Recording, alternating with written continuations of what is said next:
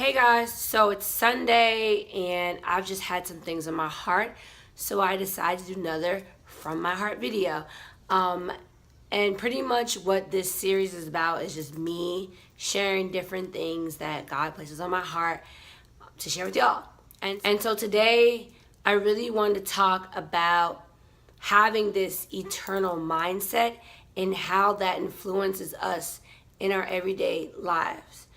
For instance, lately, having an internal mindset has really caused me to rethink people I hang out with, where I go, what I do. Like, will this matter in eternity? And I think sometimes we get so focused on the right now that we forget, like, all this is going to pass away. It will be no more. And only the things we've done for God will last.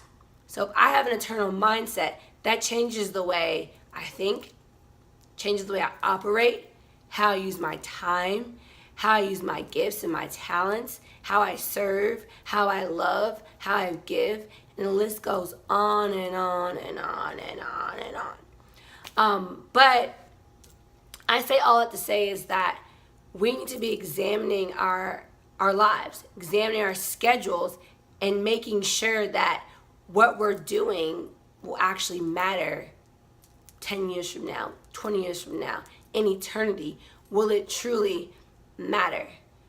So for me, it's been a process of just re-examining my schedule and noticing that there are certain periods of time that maybe I'm scrolling on Instagram, or I'm watching YouTube, or I'm just laying around doing nothing.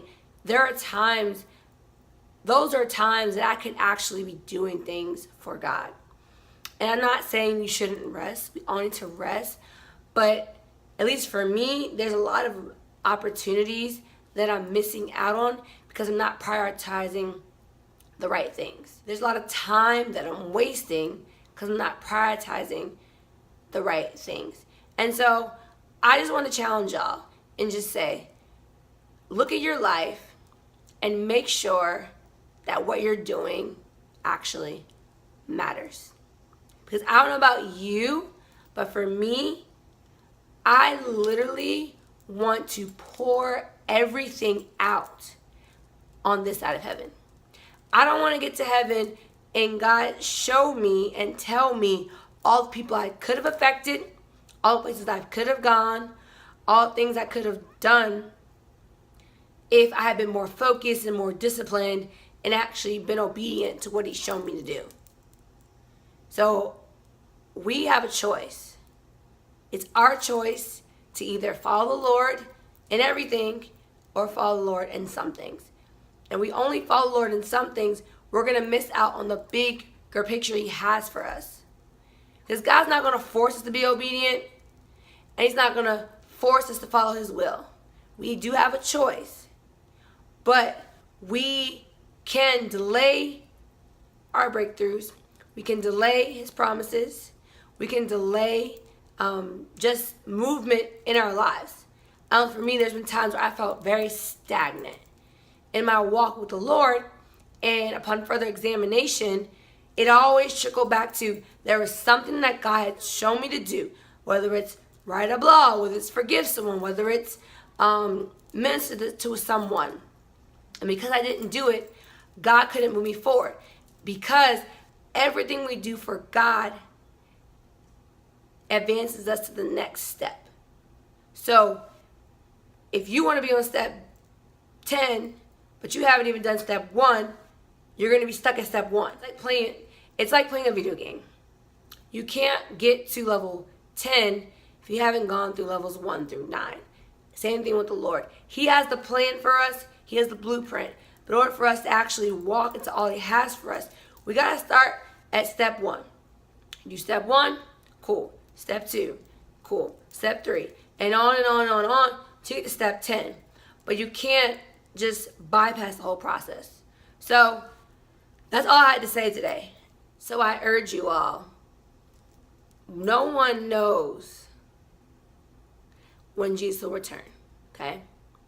We have to live our lives as if He could return at any moment, because he can. And I don't know about you, but for me, I want to be found doing the will of God. I want to be found doing what Sierra wants to do, going where Sierra wants to go, and saying what Sierra wants to say. I want to be found in the will of God, doing what he's asked me to do.